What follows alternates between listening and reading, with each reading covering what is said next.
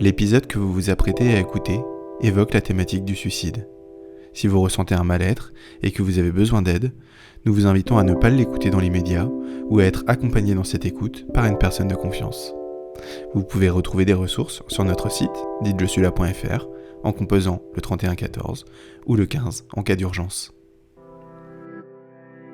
Dans ce premier épisode des Happy Rencontres, Dites-je-suis-là accueille Maimona Interman. Pendant plus de 30 ans, elle a été le visage de l'information internationale de France 3. Elle est l'auteure de 7 livres, dont Je n'ai pas su voir ni entendre, sorti en 2001. Dans celui-ci, elle raconte sans détour la tentative de suicide de son mari Lutz et les répercussions que ce geste a eu sur elle et sa famille. Je m'appelle donc Maimona Interman et je suis journaliste de profession, je pratique toujours ma profession. J'étais très longuement reporter dans des pays très bouleversés. Je suis auteur de plusieurs livres, dont l'un qui s'intitule « Je n'ai pas su voir ni entendre ». Et c'est un livre que j'ai écrit au jour le jour, dans un état presque second probablement, puisque mon mari a commis une tentative de suicide et qu'on était complètement atterrés. Mais réflexion faite, je me suis dit, en ramassant tous les petits éléments un peu à la manière d'un enquêteur, je me suis dit quand même, j'aurais dû prêter l'oreille, j'aurais dû m'arrêter et me demander mais qu'est-ce qui se passe ? Simplement, mon mari est très habile pour faire croire que tout va bien. On n'a pas vu que mon mari dégringolait et le Covid a servi d'accélérateur. Donc on parle là des signes d'alerte en fait. C'est un des premiers éléments qu'en effet on fait passer auprès de la population générale, c'est à repérer ces signes d'alerte. Mais vous dites vous-même, c'est pas évident. On peut avoir quelqu'un qui nous dit ça va. Si on prend le temps de s'arrêter 2 minutes déjà et de demander à la personne si elle va bien. Parce que dans notre société où les choses vont un peu vite, tout le monde ne prend pas forcément le temps. C'est pas négatif de dire ça, mais ou n'a pas forcément le temps de s'arrêter pour demander à son proche s'il va bien. Après réflexion, après avoir posé les lignes, vous avez pu déceler, vous, un certain nombre de signes d'alerte qui auraient peut-être dû vous alerter ? Dans sa biographie, nous en avions parlé, nous avions même écrit sur ce sujet, il y avait eu 2 pôles de très grande souffrance qu'un être humain peut rencontrer dans sa vie. La guerre, c'était un enfant de la guerre, il a fui aux mains de sa maman devant l'armée rouge qui arrivait, ils étaient dans cette partie de l'Allemagne très à l'est, dans le territoire du Reich qui est presque au confluent et aux confins de l'ex-Union soviétique. La guerre, ça détruit les gens sur le très long terme et on ne s'en rend pas compte, on ne veut pas l'admettre. Tous les gens qui arrivent chez nous, c'est une parenthèse, mais tous les gens qui arrivent chez nous qui ont connu la guerre ne sont pas des gens indemnes. Il y a des blessures qu'on ne voit pas, des blessures non apparentes. Donc mon mari avait connu la guerre.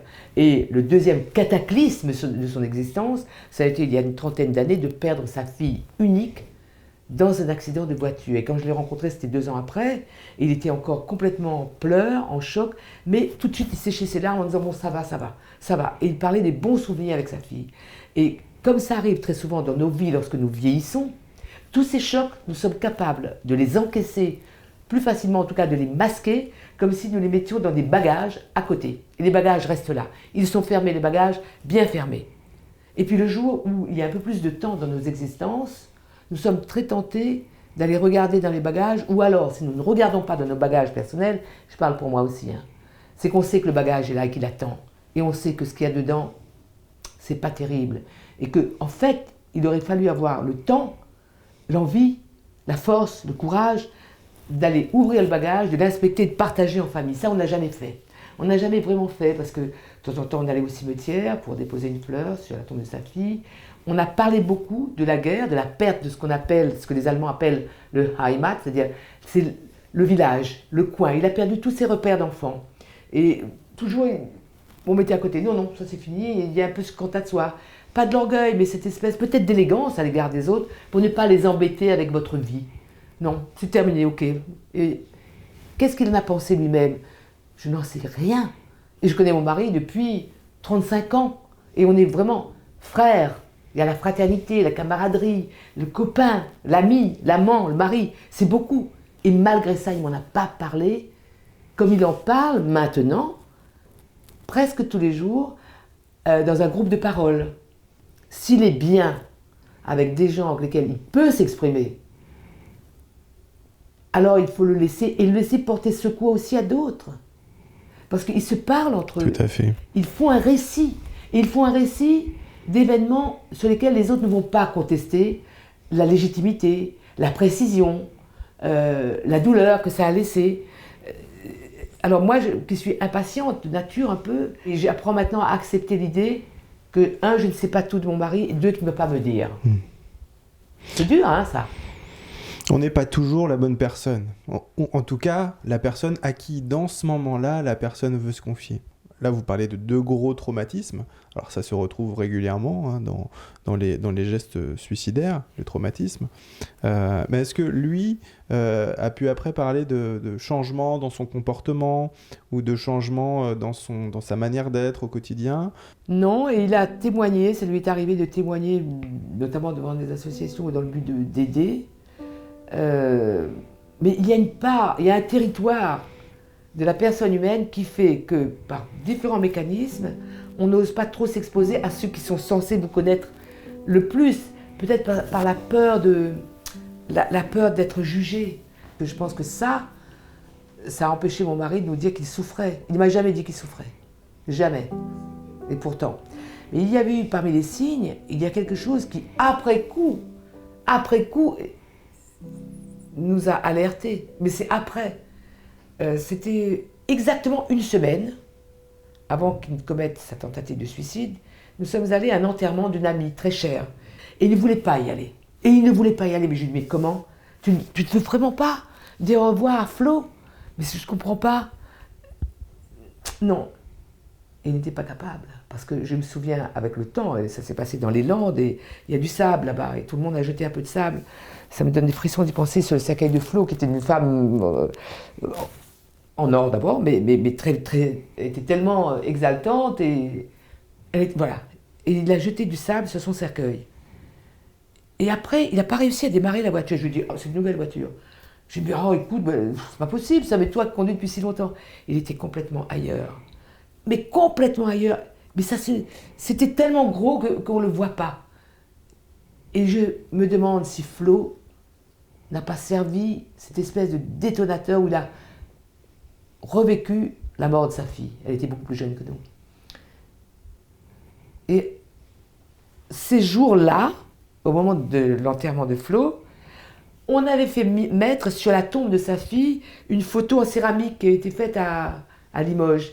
Donc il y a eu tout ça, tous ces petits éléments bout à bout. Moi je pensais que ça lui ferait plaisir et de voir ce visage rayonnant de sa si jolie fille sur sa tombe. Et tout ça, ça l'a entraîné dans une dégringolade. C'est une sorte de toboggan où on glisse, on ne se voit pas glisser, mais ceux qui sont là, qui devraient vous donner la main pour vous retenir, ne le voient pas non plus. C'est la saloperie de cette histoire de suicide. C'est qu'on a les yeux fermés, les oreilles, et après on se retrouve complètement dans la culpabilité en se disant « Merde alors, mais j'étais tellement nulle, comment on n'a pas vu ça ?» Vous ne saviez pas, vous n'aviez pas les éléments qui vous... Je n'avais pas la formation. Vous vous êtes intéressé depuis, vous vous êtes sensibilisé à la question, mais avant vous n'aviez pas les informations. Ça ne m'intéressait pas, ce sujet ne m'intéressait pas. Le sujet du suicide ne m'intéressait pas. J'ai une amie, vraiment une très chouette amie, qui m'avait annoncé des années avant qu'elle allait se suicider. Et un jour, je ne croyais pas, quand même, elle s'est battue pour avoir un bon métier, elle avait une bonne situation et tout. Un jour, j'étais à Moscou, j'étais au bureau de France 2, je m'en souviens toujours, et je me suis adressée du collègue qui m'a appelé en disant « Mais Mona, tu vas bien ?»« Oui, pourquoi ? Je t'annonce la mort de Nadine. » Je n'ai pas été surprise. Mais je n'ai pas fait... Qu'est-ce que j'ai fait pour lui porter secours? Juste lui dire « Mais enfin, mais ça va pas, tu vas pas faire ça. » Mais ça ne suffit pas. Dans mon enfance, il y avait eu plusieurs personnes que je connaissais, c'était un milieu très rural, sur les pentes du volcan chez moi. Et on se disait, nous qui nous battions pour avoir de quoi vivre, manger, nous éclairer, avoir un toit, on se disait, mais alors, je n'ai pas envie de vivre, mais débrouille à lui. Il n'a pas envie de vivre alors qu'il se débrouille. C'est très terrible ça. C'est terrible cette incapacité à franchir la frontière en disant, mais peut-être que c'est la souffrance. Alors, ça fait beaucoup. C'est pour ça que maintenant, j'essaie de ne plus être aussi ignare. Vous dites maintenant vous êtes plus la même, vous vous agissez différemment, vous prenez le temps. En effet, peut-être aussi, on prend pas assez le temps au quotidien de se poser, demander clairement à la personne comment elle va, et pas juste le ça va quotidien au final, comme vous disiez tout à l'heure. Et observer, être beaucoup plus dans l'observation pour tenter de déminer ces petites mines antipersonnelles qui vont sauter un jour ou l'autre. On a tous des mines dans nos vies et on sait que nous sommes vulnérables, mais parfois les mines restent dormantes longtemps. Avec l'âge, il faut faire attention parce qu'elles remontent à la surface. On est tous à même en effet, de traverser une crise suicidaire. Et ça permet aussi de briser le tabou. Vous disiez que votre mari n'osait pas, parce qu'en effet, on pense que ce n'est que les personnes atteintes de pathologies psychiatriques graves ou de... Mais qui n'a pas de problème d'univers mental qui, un jour ou l'autre, peut enrayer la machine? Personne. Maintenant, ça, je le sais, par contre. Hein. Ça, je le sais. Ne pas rester dans l'incertitude, ne pas rester dans la culpabilité. Ça m'a vraiment aidé de partager cette espèce de séisme qui s'est produit chez nous en écrivant. Écrire, raconter, chanter, ouvrir sa fenêtre, parler à quelqu'un, appeler une association, demander de l'aide, tout plutôt que rester dans cette incertitude qui va vous broyer vous-même en tant que proche à cause justement de cette espèce de tabou qui est au-dessus de nous. Il y a une difficulté à partager parce que les gens ont honte. Mais honte de quoi? Mais honte de quoi? Parce que quelqu'un de votre famille a eu ce malheur de décrocher de la vie et de partir, ou peut-être parfois la chance de ce qui est arrivé chez nous, d'être sauvé. Surtout pas de honte, ça ne veut rien dire la honte, ce tabou qui consiste à tout cacher parce que quoi? Moi je pensais que ça ne m'arriverait jamais, c'était pas l'ombre d'un doute. Mais depuis que la tentative de suicide est venue frapper à la porte chez nous, je n'ai pas honte d'en parler, sûrement pas. Et j'ai rencontré des gens dans ma propre famille, pas mes enfants, pas mon mari, mais dans la parentèle qui m'ont dit « mais pourquoi est-ce qu'on en a parlé ?» Mais on ne raconte pas ça. Ça me fiche en colère. C'est une question humaine, sociale, politique. Dans la mesure où il y a 200 000 tentatives de suicide par an, plus de 10 000 cercueils alignés à l'année, ça en fait du monde.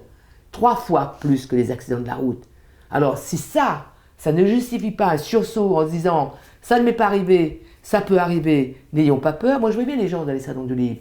Il y a des gens qui arrivent qui me disent « je voudrais ce livre-là », donc le livre sur le suicide. Et puis ils repartent presque honteux en le planquant. Et puis d'autres qui disent « ah non, ça fait peur ça. Vous verrez que ça vous arrivera. » Parce que ça peut vous arriver. Ça peut vous arriver. Et ce jour-là, vous verrez ce que ça vous fait. Vous verrez. Merci beaucoup pour ce message que vous faites passer. C'est extrêmement important. Est-ce que, concrètement, l'action auprès des proches, vous avez pu, par exemple, vous, je ne sais pas, poser la question clairement des idées de suicide à un proche ou à votre mari par la suite. Penses-tu au suicide? Oui, nous en parlons maintenant régulièrement. Est-ce que mon mari me dit totalement la vérité? J'ai tendance à croire que oui, en tout cas la plupart du temps. J'en parle avec mes enfants. Il faut en parler autour de soi. Il n'y a pas de recette magique, je crois. Sinon, on l'aurait trouvé depuis longtemps. Mais en tout cas, l'indifférence, non.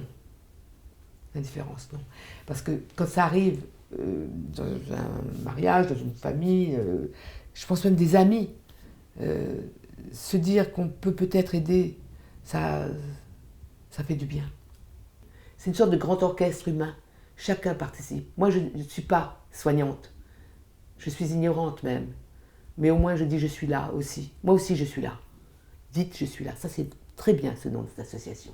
Et vous avez bien fait d'écrire ça. Espoir. Dites je suis là. Il y a un véritable besoin, une urgence en France, c'est de donner des moyens à la santé mentale. Il y a eu le Ségur 2 qui a donné à peu près un poste de plus par département, ce qui est, bon, on était déjà parti de si bas, c'est pas mal, c'est bien, merci, mais franchement ça ne suffit pas. Des moyens, ça veut dire du personnel, Ça veut dire des lits d'hôpitaux aussi. Mais en termes de personnel, des gens qui écoutent, des gens qui vous reçoivent. C'est très bien d'avoir des moyens digitaux, numériques, à distance. Et il le faut. Il le faut. D'abord, ça fait gagner du temps. Tout de suite, il y a une main secourable au téléphone, quelqu'un qui va vous répondre. Mais ensuite, pour soigner les gens, il faut du personnel. Et ce n'est pas une médecine annexe. C'est une médecine essentielle. En effet, 0,5 temps psychologue par CMP, si je ne me trompe, lors du dernier Ségur. Bon, heureusement, le numéro national de prévention du suicide, Enfin, oui. 3114, qui permet de joindre 24 heures sur 24 et 7 jours sur 7 un professionnel de santé. C'est peut-être justement pas toujours facile d'en parler à ses proches, à ses amis, à ses collègues. Une campagne nationale sur des médias grand public, des médias nationaux, devrait être une action élémentaire. C'est un vrai problème de santé publique, non ? Vous avez tout à fait raison. Une des autres étapes que nous on met en avant, c'est rester en contact. C'est la carte que vous avez entre les mains. Ah oui. Et cette carte, vous avez juste à passer votre téléphone devant, vous savez, en mode appareil photo. Et vous arrivez sur une page qui vous invite à enregistrer une vidéo. Et à partir du moment où vous avez enregistré cette vidéo, celle-ci va rester sur la carte. C'est-à-dire que la prochaine fois qu'une autre personne passera son appareil photo devant cette carte, elle arrivera directement sur votre vidéo qu'il avait enregistrée. Et donc c'est un moyen de pouvoir, voyez, garder le lien avec quelqu'un. Il a la carte dans sa poche, on lui a donné après avoir évoqué potentiellement une souffrance avec lui, et on a laissé une marque vidéo. On a pu évoquer avec lui tel ou tel élément précis, on a pu lui mettre en avant tel ou tel élément auquel il pourra se raccrocher quand il ira moins bien. Et lui, quand il va la flasher, il va retrouver votre vidéo et les éléments autour, les lignes d'urgence, le 15 et les éléments d'aide de Dites je suis là. C'est un des éléments extrêmement importants après avoir évoqué les idées de suicide, après avoir incité à consulter un professionnel. C'est cette étape indispensable du rester en lien. Vous avez beaucoup ce terme espoir que vous évoquez depuis tout à l'heure. Comment vous avez fait pour avoir cet espoir-là après cet épisode extrêmement difficile dans votre vie, et comment vous arrivez à le faire passer comme ça de manière aussi positive?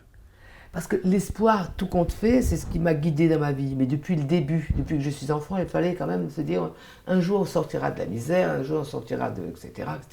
Et l'espoir fait partie de mon logiciel, personnellement. Mais il fait partie du logiciel de chacun d'entre nous. Sauf qu'on ne l'affiche pas forcément. Mais quelqu'un qui n'a pas d'espoir ne peut pas penser à arriver à l'heure d'après. L'espoir est là.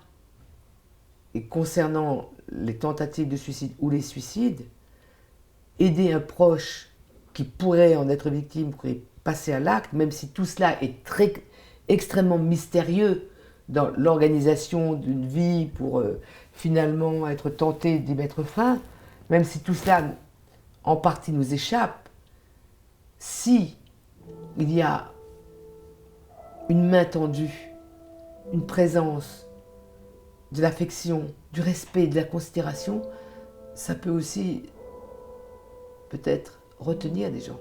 Et dans ce peut-être-là, il y a de l'espoir. Mais offrir une alternative, parce qu'en fait, quand quelqu'un se suicide, a envie d'en finir, c'est qu'il a l'impression que tout est bouché et qu'il n'y a pas d'alternative. C'est ce que j'ai cru comprendre avec mon mari, c'est que tout est tellement fichu que, allez, ça y est, je lâche les amarres. Et présenter une alternative, c'est donner justement un peu de force pour s'accrocher à la balustrade. Puis après, on peut retisser le lien de la vie, mais empêcher que l'instinct de destruction soit plus fort que l'autre. C'est un combat, hein. L'espoir n'est pas quelque chose d'inerte et qui s'imposerait de lui-même. C'est un véritable combat intérieur, l'espoir. Je n'ai pas d'autre...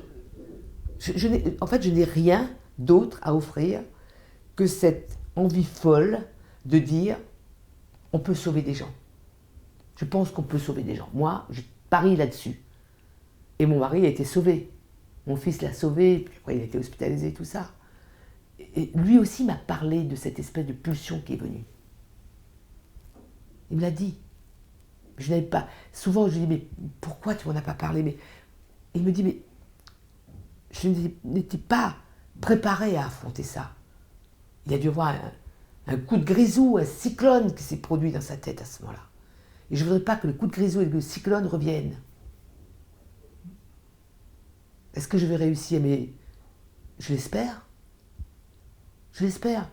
Et au moins, vous voyez, si on fait tout pour éviter, déjà on sera moins misérable après en disant je n'ai pas vu, je n'ai pas entendu, je n'ai rien fait.